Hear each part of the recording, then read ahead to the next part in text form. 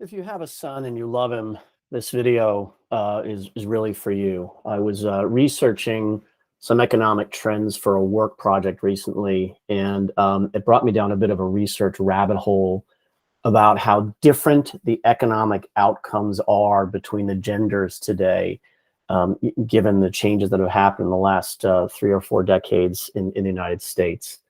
And it inspired me to continue the research and create a video about it to talk through what we're seeing. It's important to note that these topics are sensitive, and my employer in no way would endorse any opinions that may be expressed in this presentation. So this does not necessarily reflect anything that my employer would agree or disagree with. This is purely made of my own initiative. These topics are often not safe to talk about in professional environments, but I thought I'd create the video anyway, just because it's amazing what you find out when you start reading about exactly what's happening gender-wise in the United States as far as professional outcomes. So let's get into it. Basically, the thumbnail summary here is that in the last 40 years, manufacturing in America has really cratered the vocational opportunities for men in the United States that have not gone to college. At the same time, for very good and constructive reasons, of course, women have been encouraged to go to college and encouraged to enter the workforce. And we have, as a society, have been working on making sure that we work toward giving them as many opportunities as we can, certainly hoping to keep more or less parity between the opportunities women and men have. But the result of that has been that men are getting completely left behind in this society when they are not college educated. And both genders are seeing really terrible consequences as a result of that in the way that the society is functioning and structuring. But the non-college educated men are really having tragic consequences from this. So first of all, manufacturing in the US used to give non-college educated men semi-skilled or skilled work that of course was rewarded by their relatively larger physical stature than women. And so this is really where men that didn't go to college would be. And what we've seen is that there's just been a steady decline in the share of employment in this country, especially around 1979 or so, in the share of the employment that is essentially accounted for by manufacturing. And so now what happens is, if you don't have the education for skilled sort of office work, there are jobs out there, but they pay a lot less than did the manufacturing. And what we're seeing also is a lot less engagement of men with the type of jobs that are there, where before you would have a career in a factory that could last for decades. You'd have a relatively steady social circle at work that gave a community and a sense of belonging. Today's lower skilled jobs aren't that way. There's more turnover, and because they require less skill and pay less, men perceive less relative status in those opportunities. And so what's been happening over the period, especially since the 1980s, is that non-college men are just getting totally left in the dust as far as what they're earning. This graph shows the relative earnings, which is a function both of what they're earning literally in their salary, but it's showing what the relative earnings are compared to other cohorts. And what you see as the red line is that these men who didn't go to college, relatively speaking, are falling way behind all the other cohorts. And what you also see, and again, I'm not making a normative judgment about whether this is good, bad, or indifferent, is that increasingly the women who went to college were the ones that were pulling ahead of the other cohorts. And if you look in the last sort of 5 years there, you can see they're the only ones now pulling ahead, while men and non-college women are falling behind. So, but really the red line is the thing to focus on, is these men that didn't go to college. It's just been getting worse and worse for them on a relative earning basis. But it's not only the college educated women that are pulling away. Forbes in the same article citing the Fed study there said, unlike men, women have not seen the same level of decline in their wages based on education. The group has seen a 32% increase in weekly earnings, irrespective of their educational qualities. So women that don't go to college are still doing relatively better than men that don't go to college. There's something about the opportunities they are finding that are higher earning, non-college educated opportunities. And what we're seeing here in the workforce is that men are dropping out of the workforce out of despair. So sorry to read quotes, but it might be more efficient just to do that rather than trying to summarize it. Men without four-year college degrees between the ages of 25 and 54 have left the workforce in higher numbers than other groups. And they're leaving because of their perceived social status relative to better educated men of similar age, according to a new study by the Federal Reserve Bank of Boston. Non-college educated men have seen their pay shrink by more than 30% since 1980 compared to the average earnings of all other prime age workers. Their weekly earnings have declined 17%, while those of college educated men rose by 20%, adjusting for inflation. That earnings loss has caused a decline in their social status, prompting them to walk away from work entirely.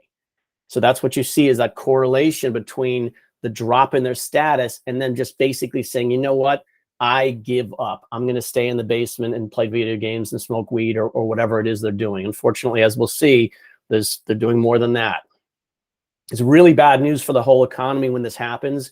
We have the worst workforce participation in 45 years.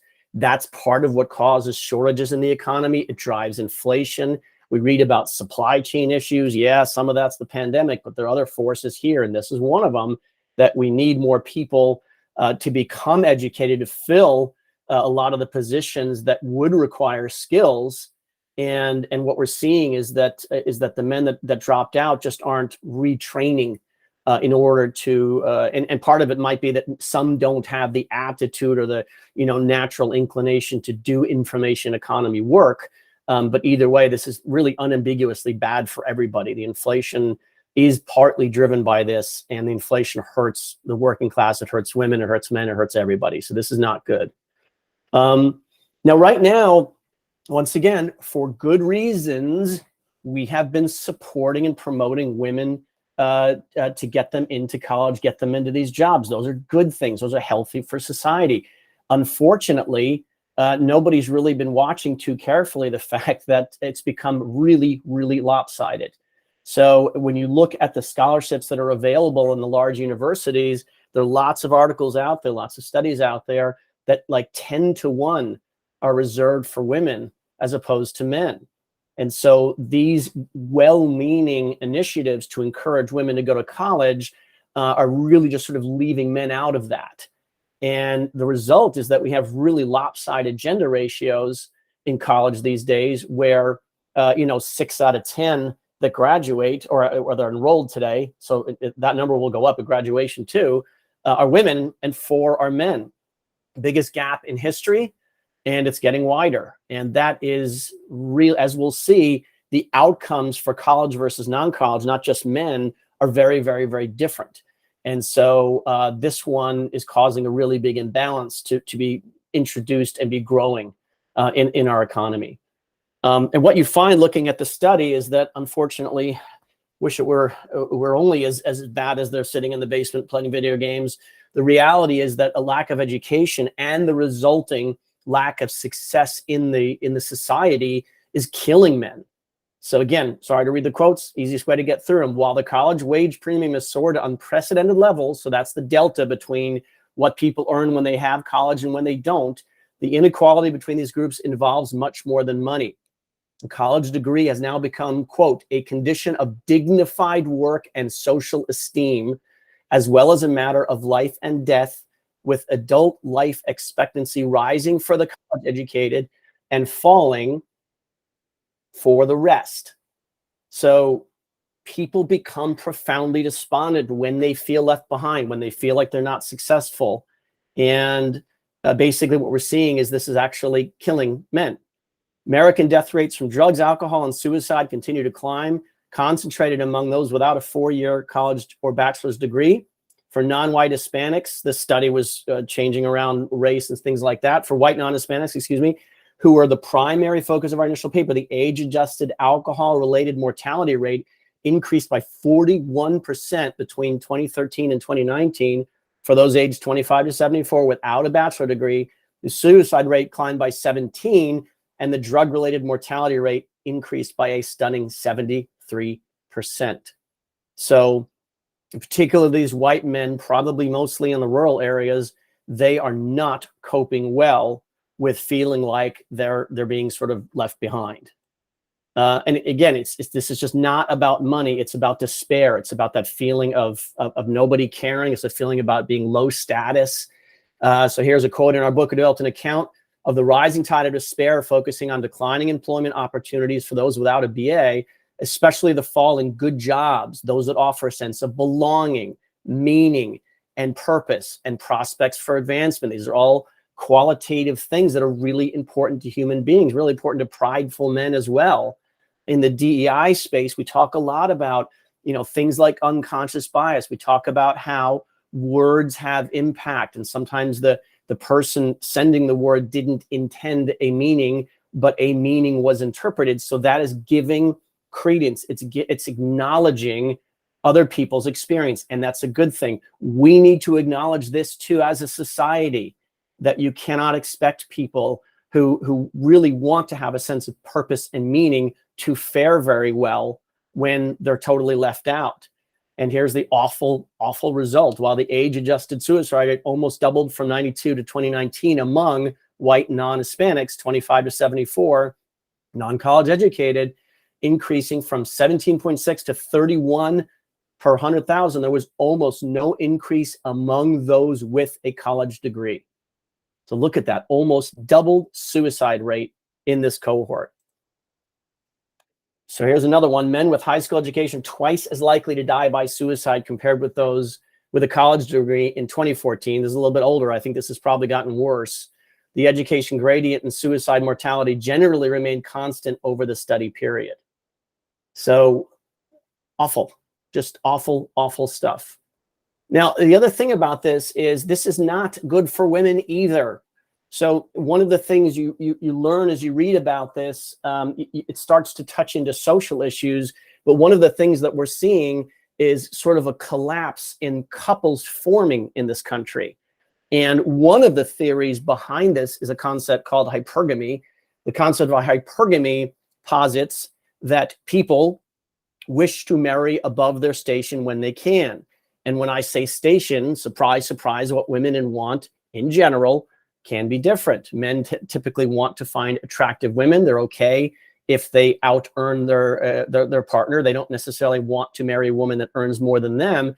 But the concept of hypergamy, if you believe it, and these numbers tend to give it some credence, the concept of hypergamy is that a woman who has an engineering degree, a master's in engineering, for example, is not going to be attracted to a man who only went to high school and does not share her level of professional success. Generally speaking, that's just the way people are. That might be controversial, but read about it, keep an open mind about it. It's all over the literature about this stuff.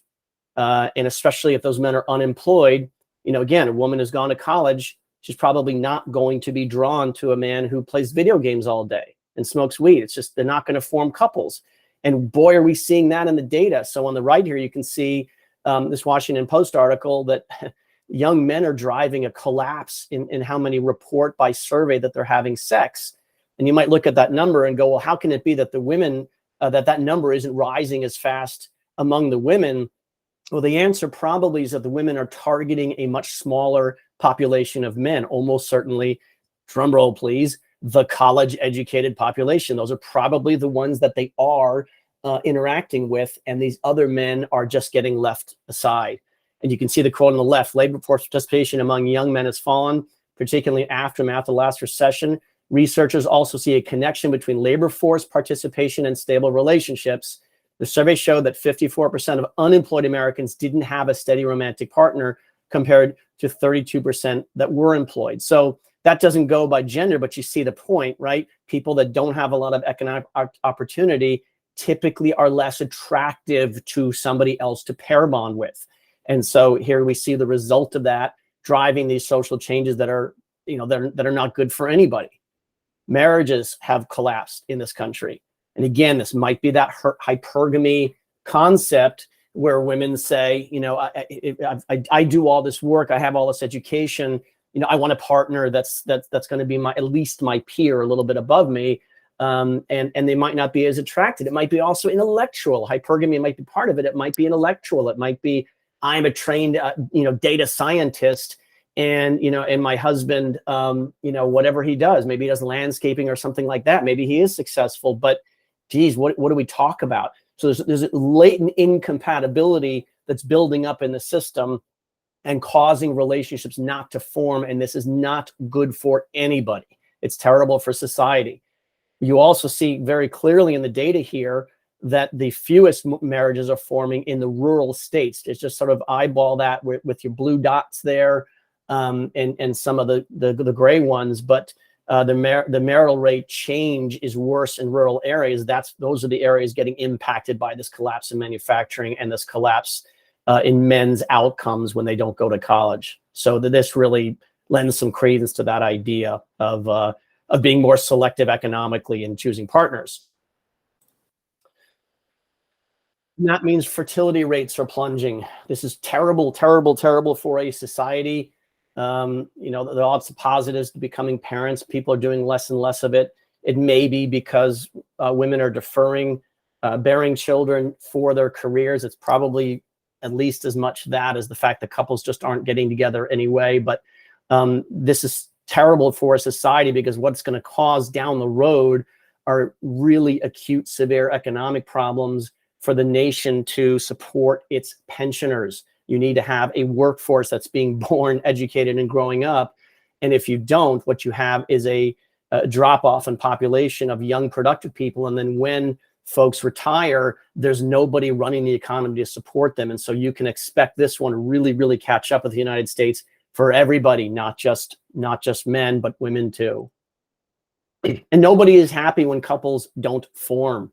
You know, essentially, there's lots of literature out there about how dissatisfied, when you go down that intellectual road about the social part of it, what you find is that everybody's really dissatisfied with the state of kind of dating and marriage right now. And you know, women are taking a hit too. Men and women are always healthier when they pair bond. I mean, the data absolutely shows that they have better health, they live longer, there's lower suicide rates. Men and women need each other. And when they're not forming, we're seeing a lot of chaos. And one of the things that you sort of stumble across researching this is that the antidepressant prescription rate is absolutely skyrocketed. And here you see it hitting women particularly hard, which is just an interesting thing. You know, maybe women medicate when they become despondent, and men, you know, tend to do things like alcohol or suicide. Who knows? But either way, the point of this is that this is nobody's interest to have this big of an imbalance in the economic outcomes of the two genders in a country. Everybody's going to lose as a result of this. And so, you know, in the DEI era, the topic of a video like this is hazardous to somebody's career. That's why I'm not associating this with my employer. I don't want to get fired. I don't want to not get promoted. And the reality is that anytime you touch on something that advocates for men, you are putting your career at risk. And that's why I have the disclaimer at the start of the video is, hey, don't get me fired by telling my employer I made this video. And if you do, make sure you tell them that I did not in any way associate it with them. These are not the opinions of my employer at all. These are my personal reflections, having done the research on the economy. But I raise this because think about how poisonous it is that you can pull a bunch of statistics that are absolute facts and not feel safe publishing something about it, because you could get fired or disciplined for simply saying things that are true that many other publications are saying are true. And that's kind of how a lot of us men view the environment we live in today, as they talk about diversity, equity, and inclusion, but opinions that diverge from the mainstream of DEI, you are not in a safe place. It is not inclusive. It is hazardous. And that's a terrible thing to talk about these social trends. So discussion topics, I made this video to spur conversation online. And here are the topics that I think would be constructive for people to talk about, reflecting on the information I've shared here. The first one is, can we have this conversation without people feeling like they're going to destroy their career? Because that would be really, really nice. And I don't feel that way. And I know a lot of other men do not feel that way. And that's incredibly toxic. And how do we get away from that? We can actually have this conversation. I think a valid second point, this was the one that probably could get you fired. Hey, have DEI initiatives gotten to the point of overcompensating? Is it too much when 10-to-1 scholarships are available for women versus men, and you're graduating 60% women? Is that too far? How do we get back to a balance that we're promoting women's interests in a way that does not cause men to have terrible, awful outcomes like we're doing today? And then the last one, how can you provide more opportunities for men without generating the impression or the fear that we're backsliding on social justice initiatives that have had real benefits? Nobody argues that, but we can't do this in a way that the men are getting absolutely creamed. Because that's not, as we've shown, that's not in anybody's interest at all. So interesting to see what you put in the comments.